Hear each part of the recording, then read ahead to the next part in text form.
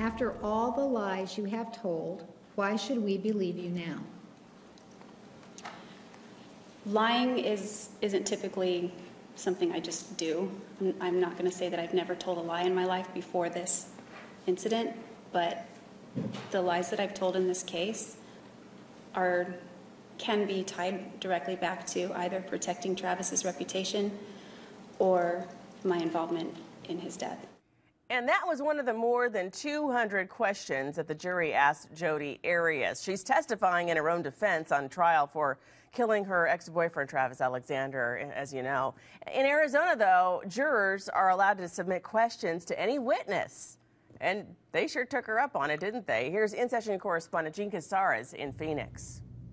Jodi Arias was asked over 200 questions by the jurors, and they really included subject matter of almost all of the testimony we've heard in this case. I think the overriding theme, though, was her veracity. Was she being truthful on the stand? But it also included things such as the gas cans, the gun at the house, lots of questions about the gun. Was it loaded? Was it not loaded? Was it cocked? Was there a safety?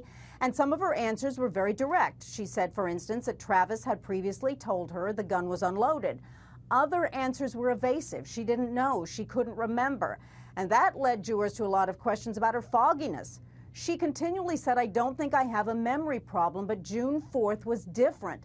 And there is a fogginess. I don't remember stabbing Travis Alexander. One pointed question had to do with, you've lied so much, how can we even believe you now on the stand? Her answer was, I didn't want to implicate Travis. I didn't want to implicate myself. I wanted to protect Travis.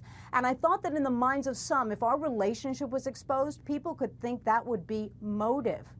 Motive for what? She didn't answer that part of the question.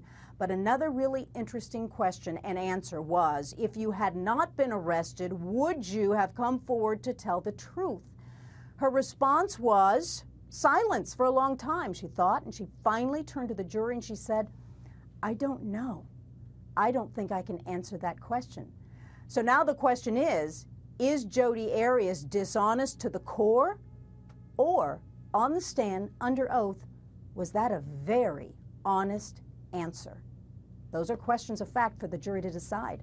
I'm Jean Casares in Phoenix. Back to you. Jean, thanks. And remember, HLN's the only place to get complete coverage of the Jodi Arias trial. Watch Morning Express with Robin Mead starting Monday at 6 a.m. Eastern for what to look out for in the case. And go to in-depth coverage. Just head to our website, hlntv.com. We've got all of that there for you, from the video to extensive evidence files.